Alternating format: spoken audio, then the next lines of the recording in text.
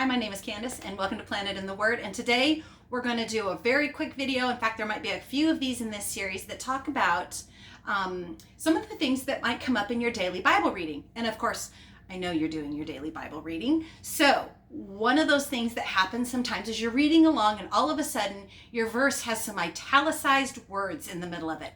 And it's like, what the heck is that? So today we're going to talk about that.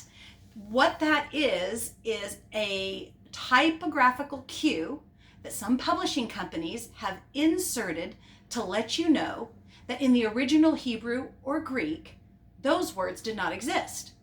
In other words, they weren't needed for sentence structure or grammar in those ancient languages, but for English, we need them in order for it not to irritate our ears, to have it make sense to us.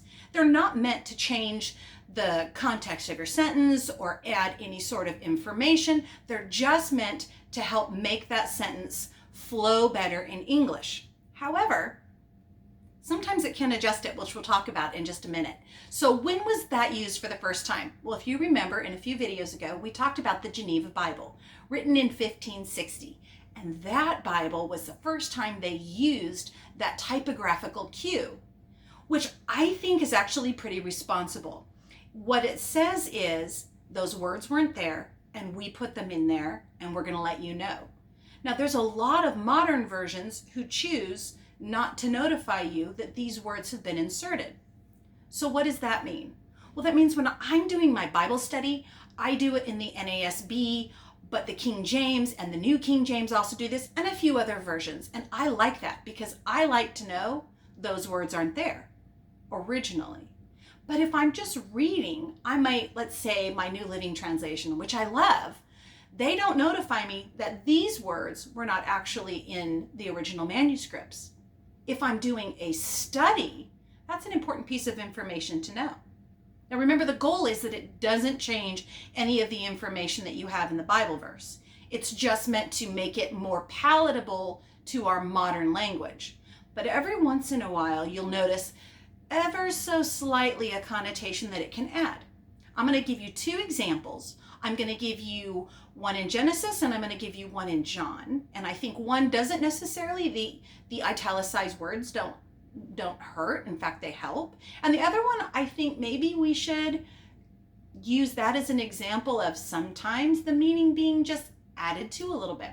So the first example I'm going to give you is Genesis 11:4, and it says, "They said, 'Come, let us build for ourselves a city and a tower whose top will reach into heaven.'" Now that's the NASB version. And so therefore it tells me with italicized letters that "will reach" doesn't actually occur in the original language. So if I was going to read that without those added words, it would say, "They said, 'Come, let us build for ourselves a city and a tower whose top into heaven.'" You can see the "will reach" adds some clarity and it makes it a little bit more palatable for us as we read it.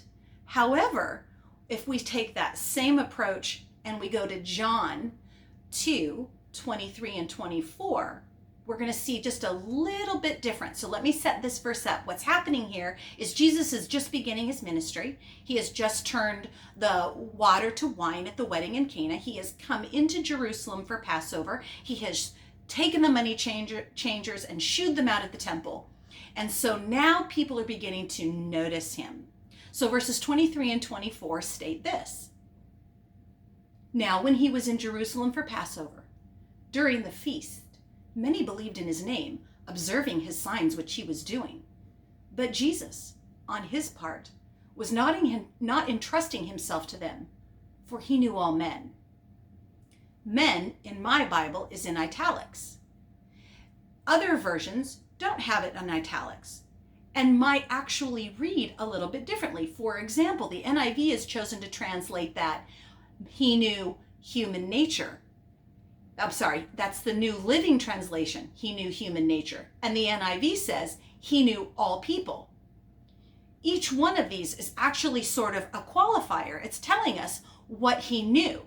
But if we read verse 24, just dropping out the italicized word, this is what it actually says: But Jesus, on his part, was not entrusting himself to them, for he knew all. Changes the meaning just ever so slightly. Hopefully this helps you next time you're reading through your Bible to grasp that and and know exactly what's going on. And I would encourage you, read your verse through one time, dropping out those italicized words, and see if it makes any difference to you.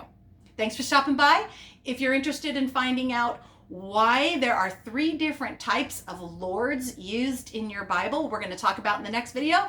Sit tight, we'll be right there. Bye-bye.